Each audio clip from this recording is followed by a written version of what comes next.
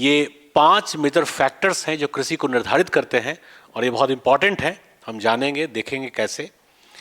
जो पहला फैक्टर है वो है फिजिकल फैक्टर, इसको हिंदी में कहेंगे भौतिक कारक।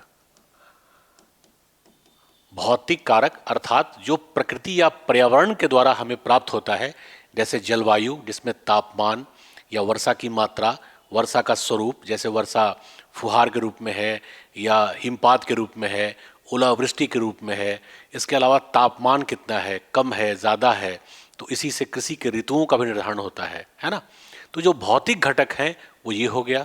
दूसरा है परंपरागत कारक, ट्रेडिशनल फैक्टर्स, जिसमें कि हम सामाजिक आर्थिक कारकों को शामिल करेंगे, और या हम इसको सांस्कृतिक कारक कहें तो और ज़्यादा बेहतर होगा। सामाजिक सांस्कृतिक दोनों को मिला के हम कहेंगे सामाजिक सांस्कृतिक, ये अलग से भी एक्सप्लेन करेंगे हम।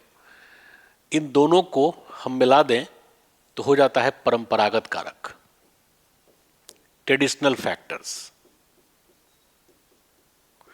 अब देखो क्वेश्चन समझ या आ भी सकता है प्रश्न से, इस प्रकार से प्रश्न आ भी रहा है, लेकिन साथ ही साथ यदि हम निर्धारक घटकों को बढ़िया से समझते हैं तो हम यह भी समझ सकते हैं कि भारत की कृषि का जो स्वरूप है वो किस प्रकार से परिवर्तनशील है।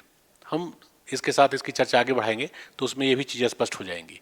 तीसरा फैक्टर है इंस्टीट्यूशनल, इसको हिंदी में कहते हैं अवसंरचनात्मक।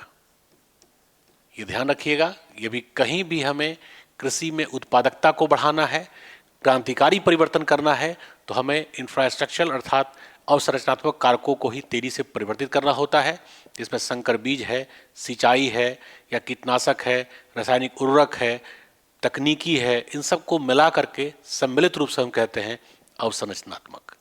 इसके अलावा संस्थागत,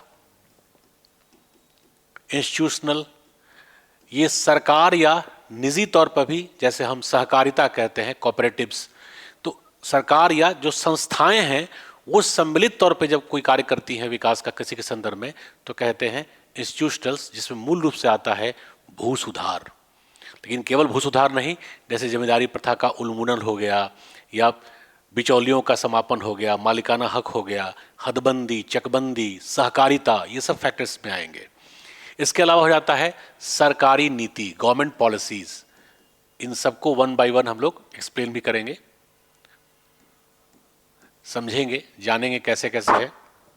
जैसे भारत में कई प्रकार की कृषि क्रांतियां हुई हैं, तो उन कृषि क्रांतियों को किन किन राज्यों में फैलाया जाएगा, प्रारंभिक परीक्षा और मुख्य परीक्षा में निरंतर इस प्रकार के प्रश्न आ भी रहे हैं। जैसे 2011 में प्रारंभिक परीक्षा यूपीएससी के पीटी में पूछा गया कि ऑर्किड प्लांटेशन के विकास के लिए भारत सरकार ने किस राज्य का चयन किया है।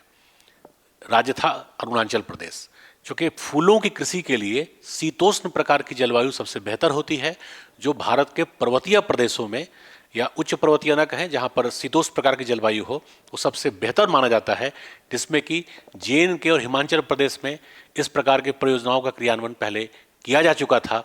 तो नॉर्थ ईस्ट में इसको फैलाए जाने की बात चली तो अरुणाचल प्रदेश का चयन किया गया। ये प्रश्न था प्रारंभिक परीक्षा का। इसके अलावा आप देखिए हरित क्रांति, तो भारत सरकार ने पूरे हरित क्रांति को पूरे भारतवर्ष में प्रारंभ नहीं किया, उसने पंजाब और हरियाणा, पंजाब को हम हॉटलैंड ऑफ ग्रीन रेवोल्यूशन भी कहते हैं, पंजाब का चयन किया, हरियाणा का चयन किया, उत्तर प्रदेश में केवल पश्चिमी उत्तर प्रदेश का चयन किया, और राजस्थान के एक जिला जिसका नाम है गंगानगर, उसका चयन किया। तो जो प्रथम हरित क्रांति भारत में क्रियान्वित हुआ वो इन्हीं क्षेत्रों में हुआ।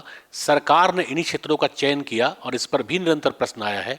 आप देखेंगे यूपीएससी ने प्रश्न पूछा है मुख्य परीक्षा में कि पूर्वी भारत में हरित क्रांति क्यों नहीं हुआ। अर्थात बिल्कुल स्पष्ट है कि पूर्वी भारत को सरकार ने हरित क्रांति के लिए क्यों नहीं चुना, जबकि वर्षा की मात्रा तुलनात्मक रूप से उन क्षेत्रों में अधिक है। अर्थात पश्चिम बंगाल में जो पूर्वी भारत के क्षेत्र हैं, पश्चिम बंगाल, बिहार, झारखंड, पूर्वी उत्तर प्रदेश, कुछ छत्तीसगढ़ का इलाका, इन सब को हम सम्मिलित रूप से कहते हैं पूर्वी भारत। तो आखिर इन क्षेत्रों में हरित क्रांति क्यों नहीं हुआ, उसका स्पष्ट कारण है। उसमें संस्थागत कारण भी हैं, संरचनात्मक कारण भी हैं, इसके अलावा भी कई कारण हैं। तो सरकार क्षेत्रों का चयन करती है कि इन क्षेत्रों में हम इस प्रकार की क्रांति का क्रियान्वयन करेंगे।